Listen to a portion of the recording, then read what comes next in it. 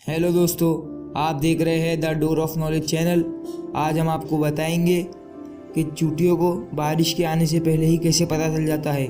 Video को शुरू करने से पहले नए आने वाले साथियों से रिक्वेस्ट है कि हमारे चैनल को सब्सक्राइब करें और साथ मौजूद बेल के बटन को भी दबाएं।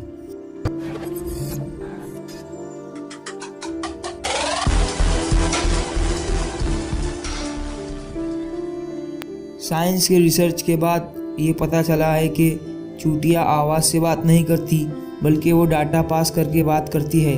साइंस ये बताता है कि ये अपने मुंह से एक कंटेंट निकालती है और दूसरी चूटी के मुंह में दे देती है और दूसरी चूटी इसे डिकोड करके समझ लेती है। इसलिए आपने कई बार ये देखा होगा कि चूटियाँ चलते चलते दूसरी चूटी से मुंह लगाती है। आपने अक्सर देखा होगा कि चूटियाँ बारिश से पहले अपने घर के बाहर गोल चक्कर लगाना शुरू कर देती है और अपने घर के बाहर मिट्टी का पहाड़ बना देती है ताकि बारिश का पानी उनके घर में ना आ सके।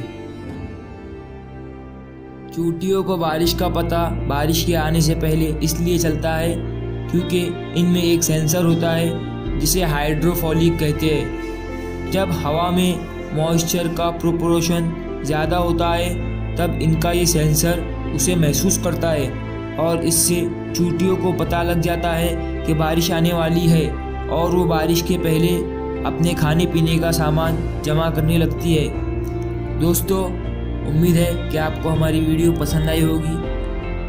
हमारे चैनल को सब्सक्राइब करना मत भूलना और हमारी वीडियो को लाइक और शेयर करना तो मत भूलिएगा।